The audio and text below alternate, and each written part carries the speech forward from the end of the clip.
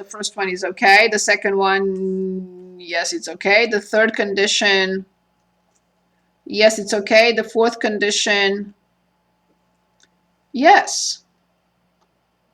I surprised myself. Good. Great job to me.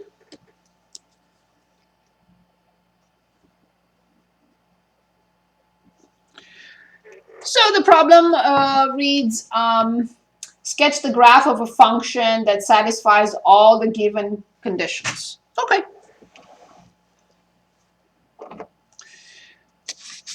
Can anyone tell us how to start? We've looked at these kind of problems already in different stages throughout the semester. What should we do? What would be the first step?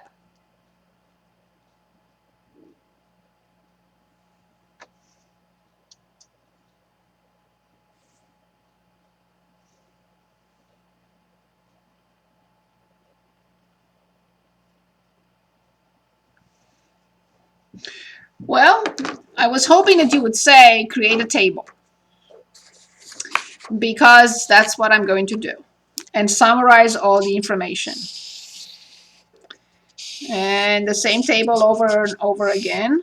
The first derivative, function f of x, and the second derivative.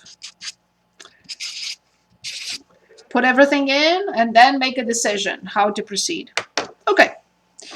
I'm told that f prime of 0 is 0. F prime of 2 is 0. F prime of 4 is 0. Done. Don't cross it out like that. I'm just making a point. I am told that the first derivative is positive for x less than 0 or between 2 and 4. Done. The first derivative is less than 0 between 0 and 2 or greater than 4. Done. The second derivative is, let me use a different color. The second derivative is positive between 1 and 3. Sorry.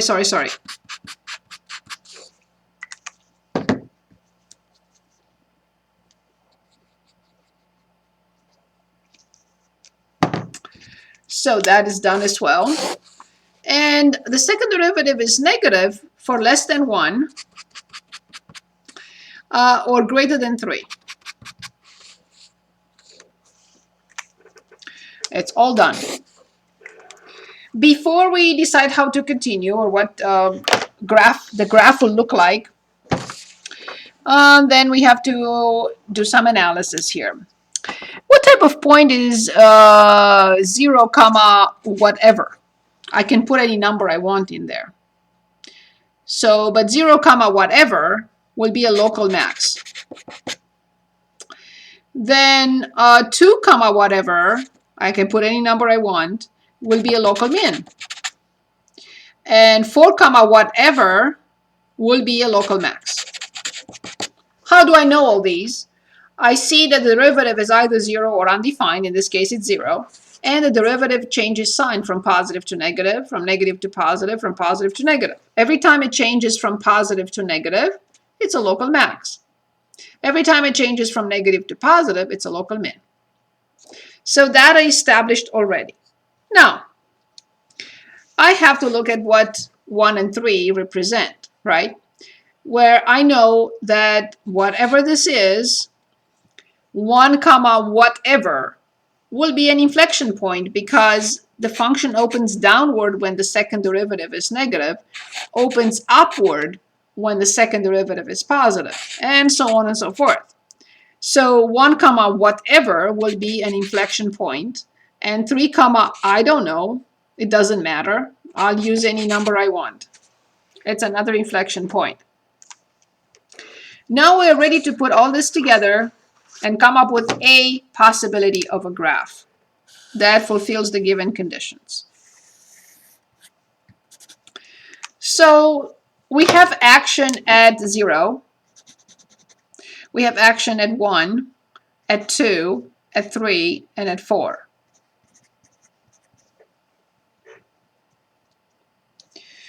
Okay, so the function is, obviously I should have put that in here too, is increasing, then decreasing, then increasing, then decreasing. Okay, so the function is increasing opening downward till this point, 0, comma, whatever you want. Okay, so I'm going to choose this. Increasing, opening downward till 0, comma, something. I chose this. At this point, it has a maximum. It starts decreasing, and it starts decreasing to 1, comma, something.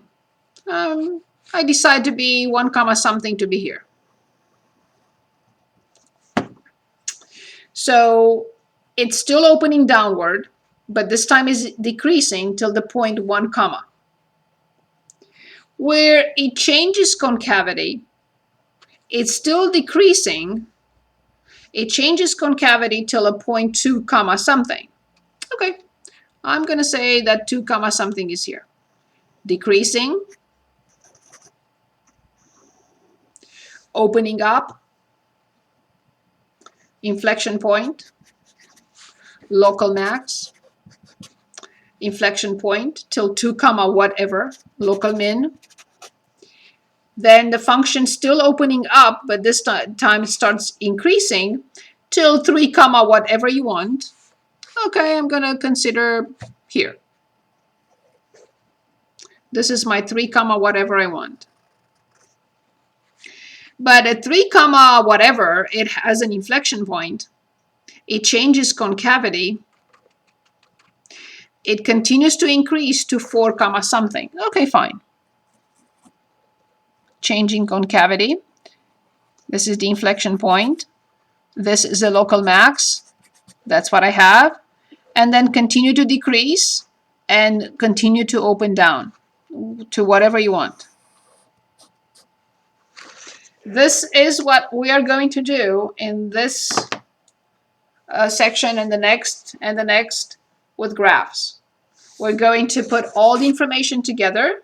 We're going to analyze everything where it has a local max, local min, inflection point, concavity, increasing, decreasing, put it all together and come up with a graph.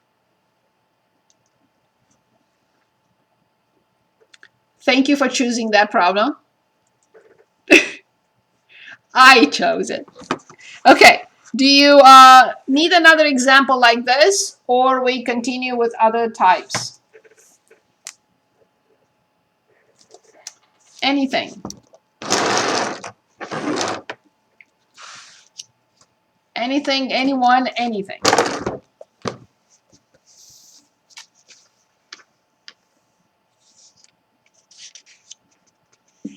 And we see one more.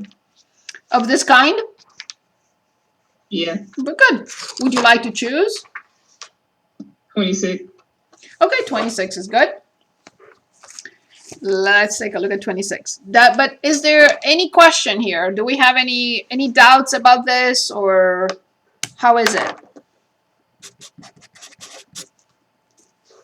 Any questions?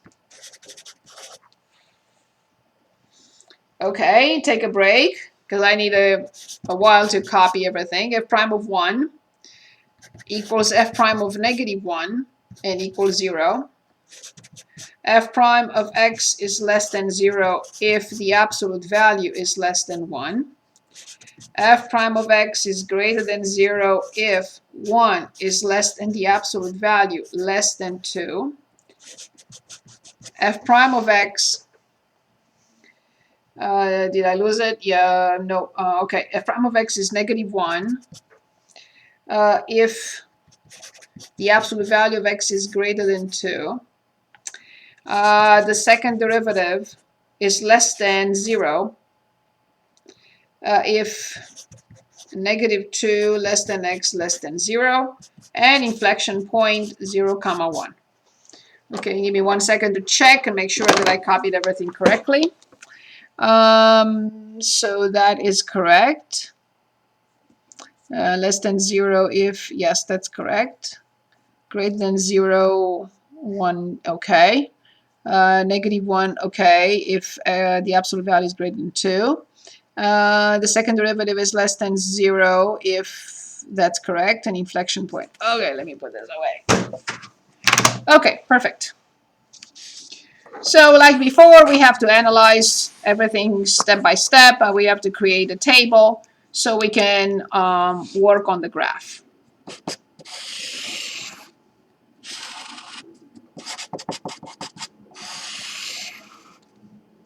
I don't want to squeeze it in there. There is not enough room. Sorry about that.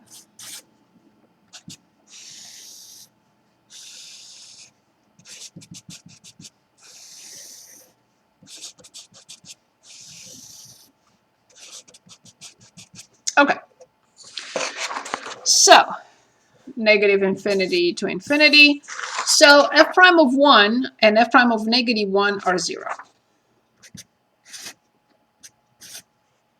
Done. Inflection point 0, comma 1.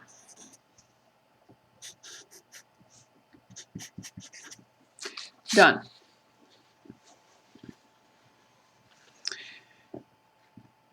The first derivative is less than 0 if x is less than, the absolute value of x is less than 1. I don't know what that means before I analyze that.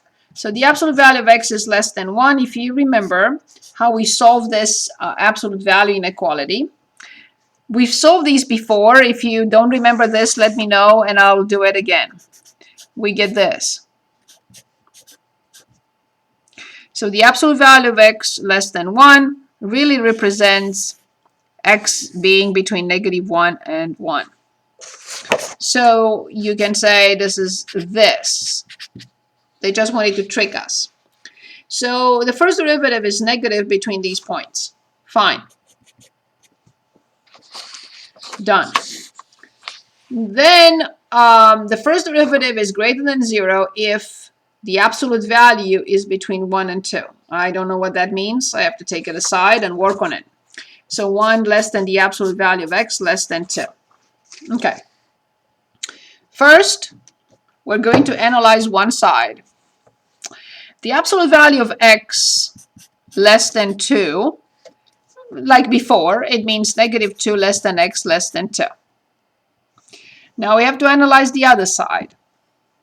The other side says the absolute value of x greater than 1. But this means two different things. To the right of 1, but to the left of negative 1. Stop if you don't remember how to convert this. So now, because this is an AND situation, I have to intersect. I'm intersecting this solution, which is the solution of this side, with this solution, which is with this solution here, that is the solution to this side. Because this has to be between 1 and 2, and intersection. Okay, let's see what we get. Negative 2 to 2. The first inequality has solution here. Done with the first one. The second inequality says to the right of 1,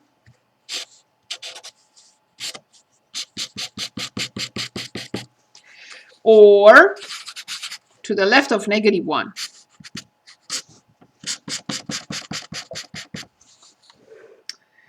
I need to intersect this, common elements of this to this. Is there any overlap between negative 2 and 2 and greater than 1, less than negative 1? If there is an overlap, that's my answer. And this was just the work to solve this. Since I see an overlap, and the overlap is here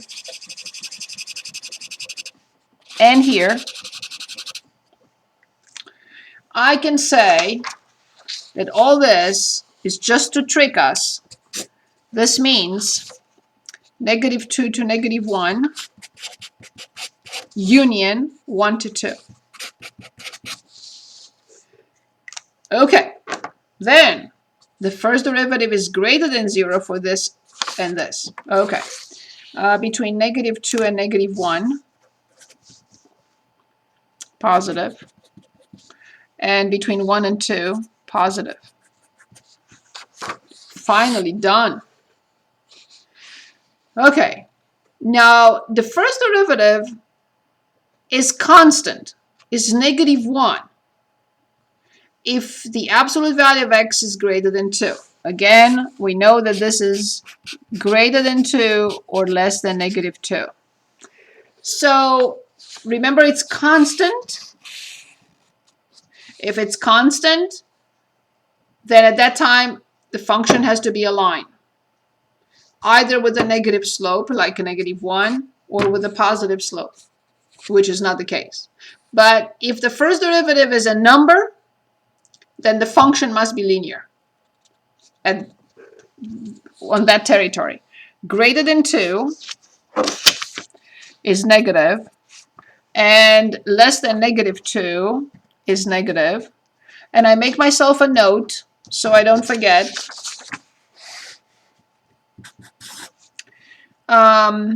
Between -infinity and -2, union to infinity, graph a line with slope -1. Okay, done. Finally, the second derivative is negative between -2 and 0. Between -2 and 0, the second derivative is negative. Since we are told, so this is also done. Since I'm told that this is an inflection point at 0, 1, this side must be positive. Otherwise, 0, 1 will not be an inflection point. Okay.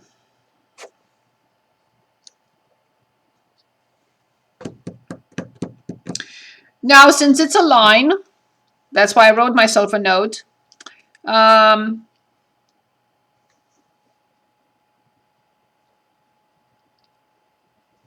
To the right of 2 is a line. To the left of -2 is a line. We can talk about the second derivative. The linear function doesn't have a second derivative. Okay, so we can only put the plus between 0 and 2. On this side, let's write it again. Line. No second derivative. Very interesting problem. Okay, so nothing else matters. I only need a table with all the information summarized. And let's give it a shot now.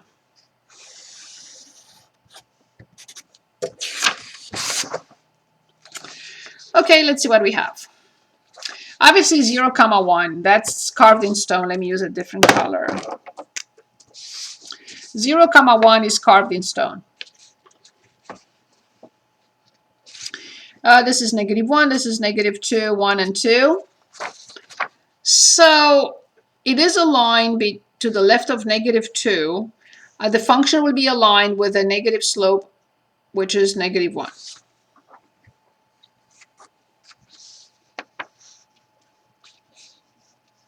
I'm thinking where do I stop? How do I present it like this? Do I present it like this? So I'm just looking at -2. Let's say I can go back and adjust. So this is an inflection point. So here the function is decreasing, increasing, decreasing, further decreasing, increasing, and decreasing. Okay, so it's decreasing to a local max, local min. Then it's increasing to a local max. This is the IP. This is a local min, and this is a local max. Okay, so at -2, it has a local minimum. I'm going to say, can I increase to that? No, I have to go further. Do I have to go further? So this is decreasing. then is increasing to -1. And can I still graph the inflection point? Yes, I can. Okay, perfect. I had to look ahead a little bit before starting. So decreasing with a slope of -1, it's coming to a minimum.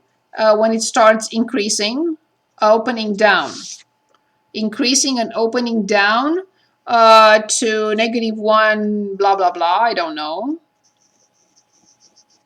So this is local min, and this is local max. So now continues to decrease, still opening downward to the point of inflection. Very good. Where it changes concavity, continues to decrease to 1 comma something. Okay, I'm going to say it's here. Opening upward, inflection point, local min. Still opening upward. Oops, I forgot to put that in here. Still opening upward. Now it increasing to 2 comma something at a local max.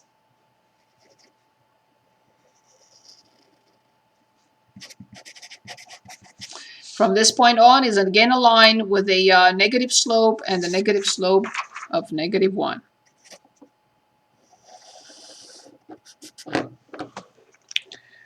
Very interesting problem, a lot of work.